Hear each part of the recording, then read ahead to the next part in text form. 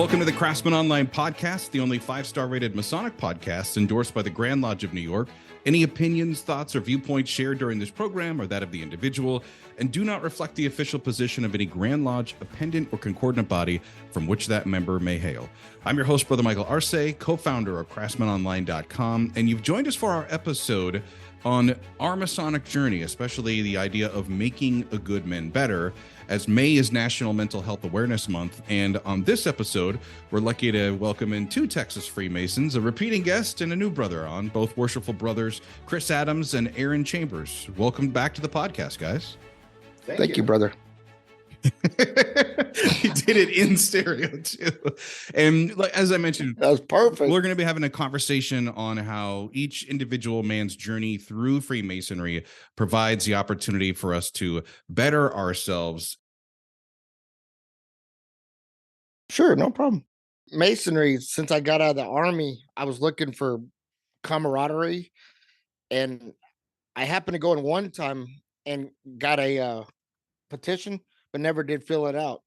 So I just didn't know what to expect. So when I was over at a friend's house, he had a friend that was a Mason, and I went with him. His name is Tim, and I came in here, and me and the other guy both got petitions, and we got voted in. And he never did move through, but I kept going, and it is just like being in the military to me.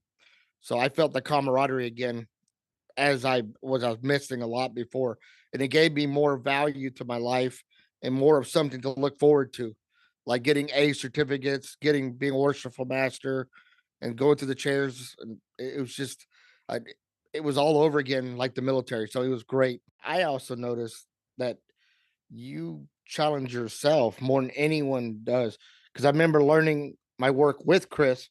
He was my teacher, and I first told him I can't do this at all. And then I made EA, and I said, well, I can't do that. And then I got Fellowcraft, and I got Master. Then I'm like, well, I can't do anything else.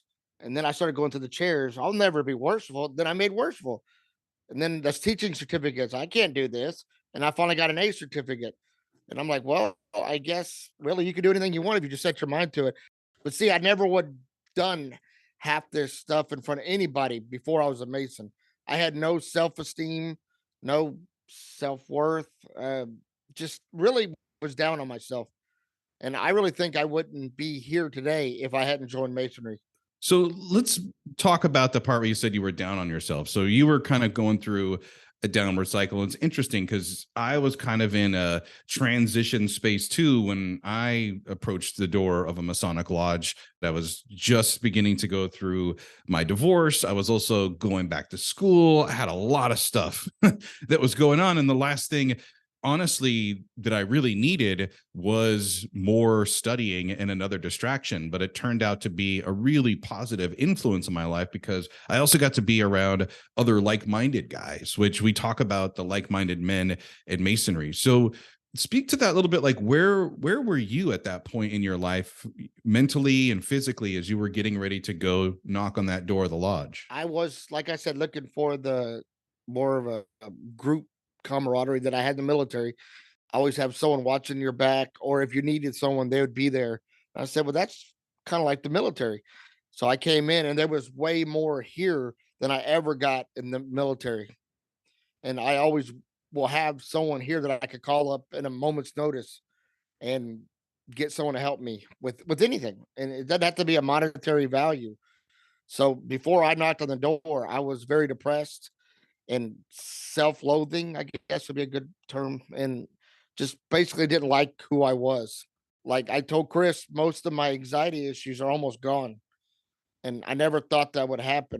Many a time I've left situations when it was too crowded or too loud or anything of that nature. Now I go to Grand Lodge, it doesn't even bother me. I can sit in front of a bunch of people's brothers. There we go. Let's just say that. Or like I used to not be able to sit in the middle of a row in a theater. So I would feel like if something happened, I couldn't get out. Because I remember being initiated for the EA, and I almost didn't go through with that. I remember being in the ante room thinking, I'm not going to do this. I have to be blindfolded and walk. I don't even know these people. And then when I did it, of course, there was incidents in there, but I made it through. And then from there on, I built on my mental health getting better. So being worshipful, I did have my issues. I could tell you that. That there were several times I'd get so anxious I couldn't figure out what I was doing up there. Like when I received the DDGM, just thank goodness it was a friend and he understood what I was going through. But other than that, I could do it again. It wouldn't even bother me.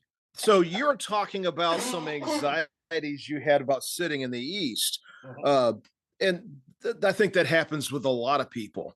But I really kind of reflect on what you were or how you were uh, that night when you were initiated. The biggest thing was PTSD. And so, Aaron would come into my office and say, I don't know about this PTSD.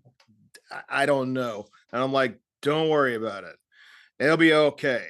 What happened was while he was being taken around in the degree, we had a gavel strike.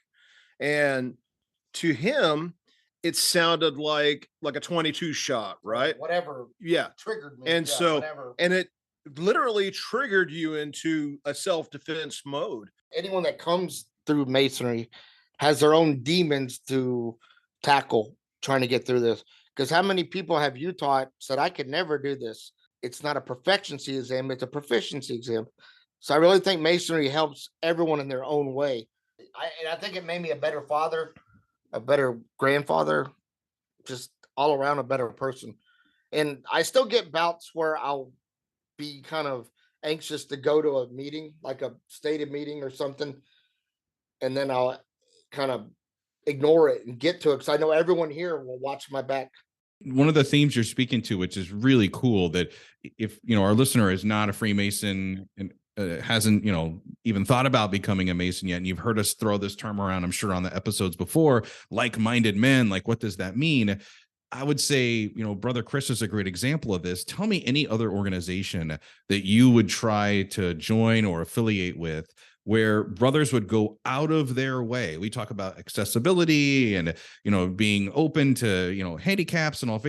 But tell me another group where you had an issue and you felt so safe and cared for that really that term brother, I'm sure it means something completely different to you. Oh, yeah. Because, as a kid, I was in Boy Scouts. I still feel the same here. Like when I was in the hospital for my last surgery, which was actually last year.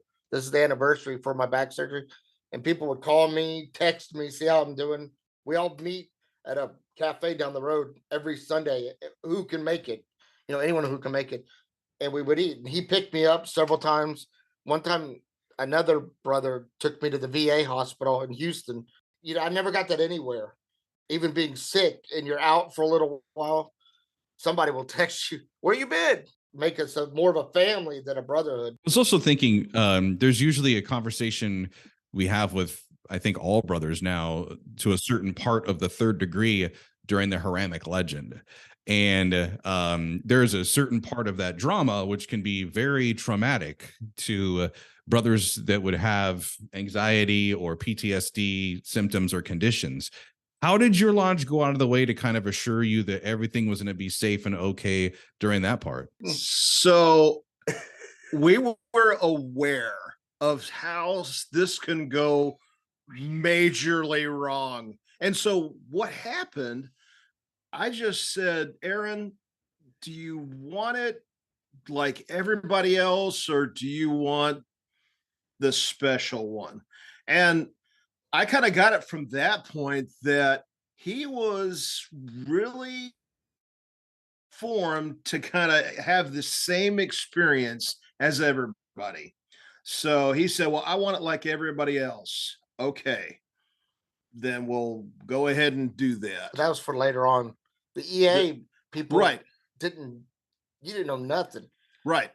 But with that, I remember after the your initiation and everything, and then we sat outside this office and said, hey, let's start working right now, because you were so fragile, and not really just fragile, but you were kind of teetering back and forth and not really knowing. And so I said, let's get into this. And so I just had the attitude that to say, hey, you know what? You're not going to fail. And I didn't. I'm going to get you through this, whether I have to drag you through it, kicking and screaming. Yeah. You know, Imagine that same feeling or sensation you had as a kid when your dad would just pick you up and throw you into the pool.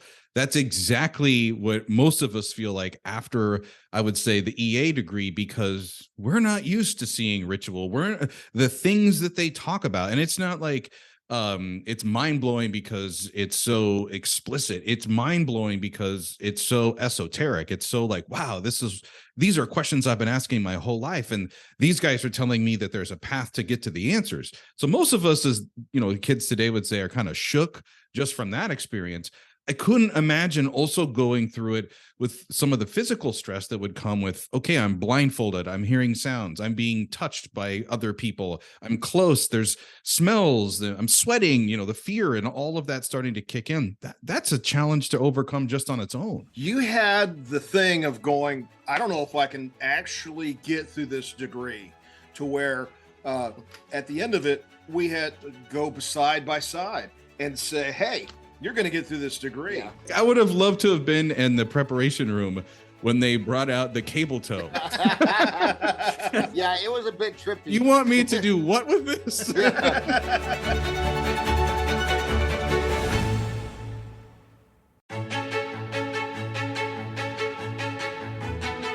To listeners that might be thinking, oh my gosh, they're, having too much fun about what we've gone through this experience. And that's what also makes this a brotherhood, is that we've shared this experience. I did my degrees in New York. They are from the Grand Lodge of Texas, but we have that's what I think also makes us like-minded, and that we can joke about it because we've been tried and tested and have gotten through this experience, and now we're on the other side. And if there's anything, I'm hoping that our words can be more encouraging. Like if you were to reach out to other vets or have conversations with potential members or brothers who have PSTD or very strong anxiety issues, like what are those conversations like? We had a police officer.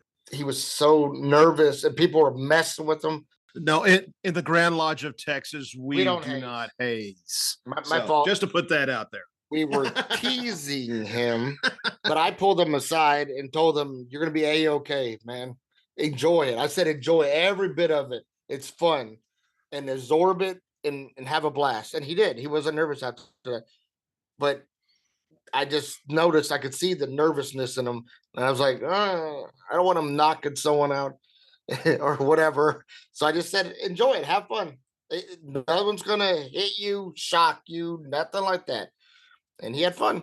Well, this is our episode during Mental Health Awareness Month, and we're so lucky to have Brother Chris and Brother Aaron to share their experiences and their stories. We've talked a lot about the initiation process, which, now I have a whole new thing to consider as we're bringing in these new interested gentlemen and even guys that are going through the later degrees, just some reservations and hesitations and why, just to be more open-minded about it.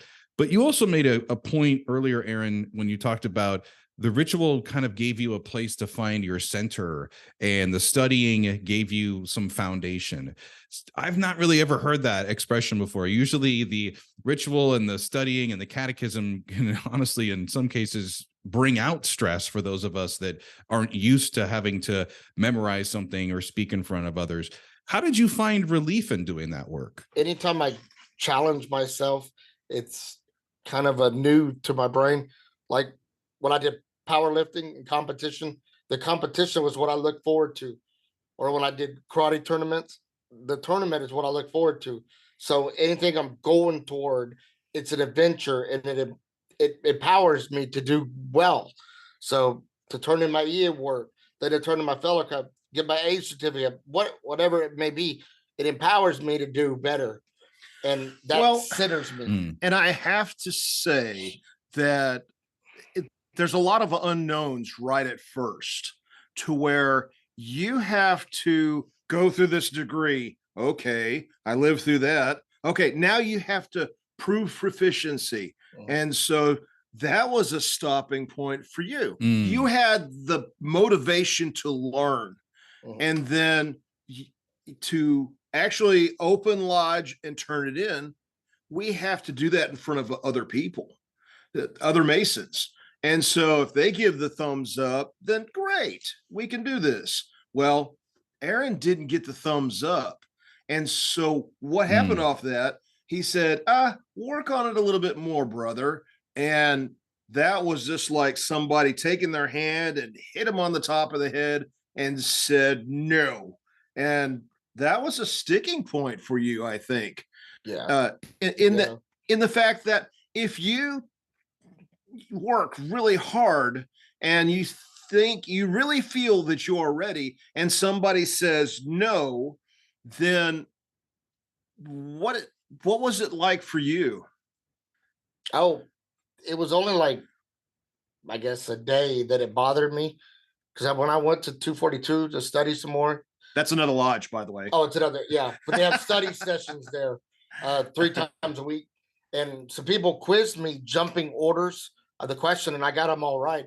And they said, hey, you do know it. You just got nervous. So I said, you know what? I'm going to break it down to formula or to minute. And me and Chris took each question and broke it down, analyzed the meaning behind it. Because you even told me the meaning of every single, and it made more sense. So when I said the answer, it made a lot more sense. And that way, people that hear that question and answer and don't understand the meaning, it's harder to memorize it. So when I taught my students, I told them what they were learning, what the point of that was, and what it means. And then Kyle and them would understand that, and it helped me. So I'd say, well, Chris told me this meant this, and that helped a bunch. When we cleaned out that back room, we broke every question down. I call it going back to formula. Well, I think that's also special that like you're sharing a new way for others to learn. And that's unique. But one of the things that, well, you're telling the story, and I'm aware of it from conversations with Brother Chris, and I'm not sure if other brothers listening would be, but Texas is an ear to mouth state, correct? With the ritual? Correct. Yes. So you really did get a chance to form a really special bond with your Masonic mentor, because you had to talk with this brother and meet with this man. And can you talk a little bit about that? Like how that kind of shaped a friendship for you? Oh yeah. I mean, because we met in your truck at McDonald's, or we'd go anywhere that would have private, studied here all the time, and at the Oakwood Lodge for the study sessions. And all the people I taught, I've also have tight bonds to also. So, well, there's a method behind the madness. So when you meet with somebody week after week or a couple of times a week, then you form these bonds where you can't help to have someone anchored in the lodge. Like, oh, hey, let's ask Brother Chris. Hey, let's ask Brother Aaron. That's one of those things. That's the beauty of it. And I hear other states do all the way in one day. And I just kind of think how disappointing that it would be if you just given everything. I mean, the entered apprentice degree is like drinking from a fire hose anyway. And then you get all 3 of the degrees and you don't get any of it. You don't even get to assign meaning to it. Right. I don't know, man.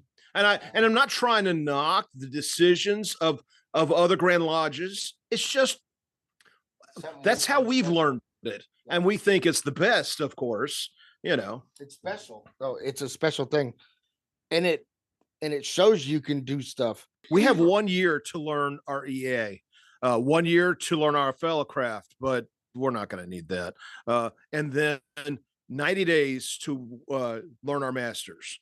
We had talked about, Texas is a mouth to ear jurisdiction. New York, we have the monitors. So we have, the standard work and lectures that are published. And I'm currently working with a brother who's dyslexic. It's probably easier for him to say. But what's interesting is that, our monitors are ciphered. So it's not a deterrent for him, because the letters are jumbled up anyways, but they're presented in a way that you couldn't understand them unless you know what they mean. So speaking to like what Chris is talking about, I'm a firm believer in that as well. Like a good man and Mason is not a parrot or a robot who knows every single word of our ritual to perfection and can just stand up and say it like an animatronics that you'd see at Walt Disney World.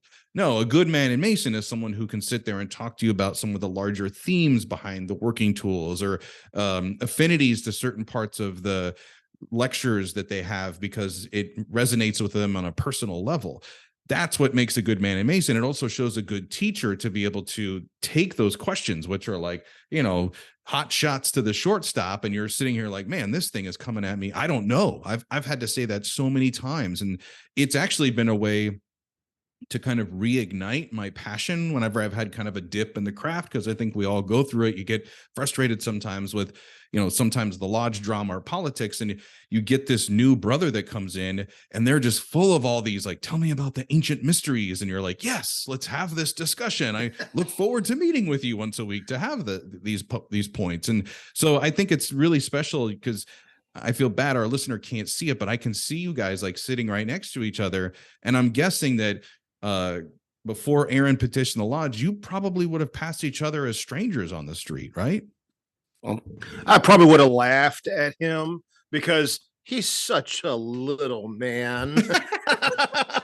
Just so tiny. Thank you.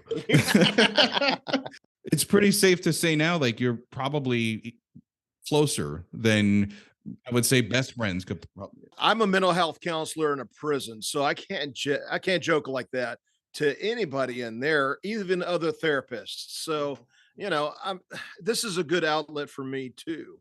Sometimes we teach it that's kind of like to learn to subdue my passions and improve myself in Masonry. So that's two things.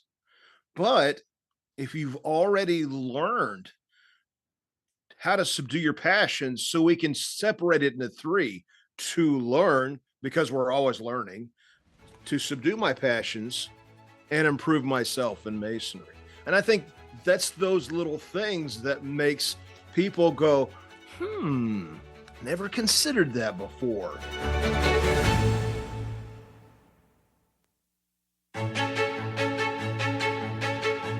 So I work in marketing professionally, and the first time that I heard the phrase, expression, term, making good men better, I was like, oh, well, that's a catchy little cute, advertising marketing slogan that Freemasonry in a lot of Grand Lodges use.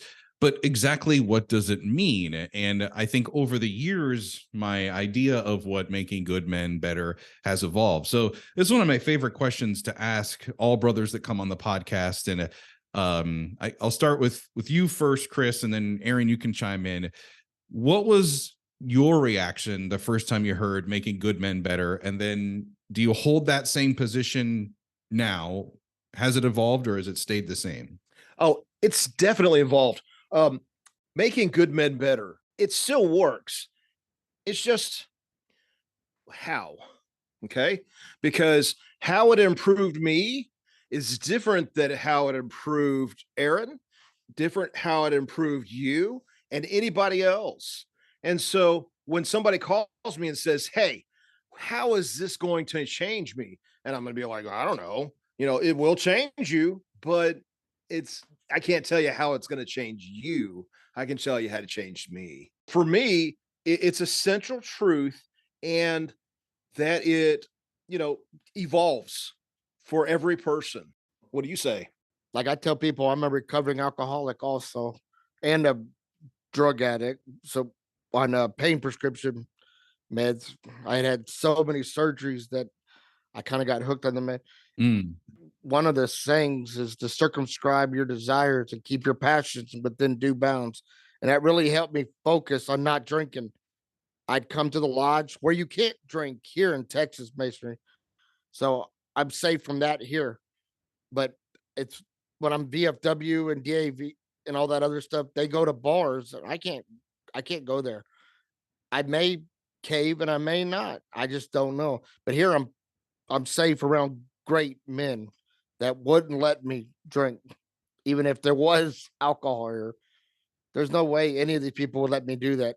Like I said, when I first heard making good men better, I thought, oh, really cute, nice little marketing phrase. Have you had your break today? Be a pepper too. Even up until now, it's evolved because I look at you two, and for our listener, I hear you two talking, and I hear one brother so committed to the craft and saying to his other brother, I am not going to let you fail. I'm going to reach out for you at every point during your journey to get you to where you need to be. And we've gone beyond the initiation part, and then you had some time going through the chairs, and then you were master of your lodge. I would love to hear what that was like. Was it a year? Was it 2 years? What was it like being in that East? It takes 5 years to get to East? Yeah. If you go through the line and everything, hit every chair, it takes 5 to 7 years to get in there. And then you do a year tour as the worshipful. And tour. Yeah. It's a military term. I picked up on that. There you go. And there's another camaraderie I noticed is Masons that were in military also have a kind of a camaraderie to each other because they understand some of the PTSD issues. But then there's just so many people with bipolar, anxiety disorder, depression, body image issues. It's Masonry, I think, helps you with all that stuff. And of course, we joke with each other and I don't know what the word is, but we banter back and forth, jokes, but only the one that we know he can handle it. If some guy can't handle it, we're not going to include him in the bantering. But as worshipful was, you had to I had to cut all that out for a while. How you're describing it is I've seen brothers like you and Chris and sitting across from me at the dinner table, arguing and fighting like real brothers would. And I'm like, instead of going, wow, these guys are crazy, I'm like, wow, this is so special. I wish I had these connections with another man who literally walked in off the street, did the same thing that I did. And I would have never known him 8 years ago before I got into the craft, or even yesterday, if this is the first time, we're sitting across from each other at the dinner table or just even at lodge, and just how special our fraternity is when it comes to that. I imagine your brothers were so used to working with you, Aaron, that when you had your year in the East, they probably continued to extend that courtesy to you to do everything they could to support you. Oh, yeah. Well, in that lodge, we take the attitude of, look, if you get in the East, if you can't do it, we're going to make sure you succeed, no matter what happens. As long as you stick with it and get here, you're not going to fail. And being the East is actually a year of learning too. Leadership, it's talking in front of people, which I put that above leadership because there is a lot of people out there that see several people they have to speak in front of, and they can't do it. Here, we've got your back. We have it. Whatever happens, it's not going to be the end of the world. For example, we have to do openings and closings through ritual and all that. But we don't get it perfect. As much as we'd like to, we don't get it perfect. And so in that lodge, we razz each other even during the meetings. It's just friendly bantering. I think that's the bigger thing, is that they have a camaraderie in the military, and I didn't serve in the military. That's, I guess, what I was getting onto that. But, brother, I want to thank you for your service. But I really think for the military and the experiences they went through, this is probably the closest thing you're going to get to that. That's the kind of bantering and togethership that we have. We could joke with each other, and it's just nothing. Togethership, huh? Write it down, Mike. It's a new word. This has been the Craftsman Online Podcast, and thank you for joining us for our special episode during National Mental Health Awareness Month. I want to thank my guests this week for coming on, Chris Adams and worshipful brother Aaron Chambers. Thank you both for visiting. You're welcome. It was a pleasure. Actually, I should say Thank you both for this together ship. Yeah. There you go. Yeah. Should take Sailing the together ship. If you've enjoyed this episode and you want to hear more, you can tell Siri or Alexa to play the Craftsman Online podcast. We're available on all streaming platforms with new episodes every Monday morning. Until next time, let peace and harmony prevail.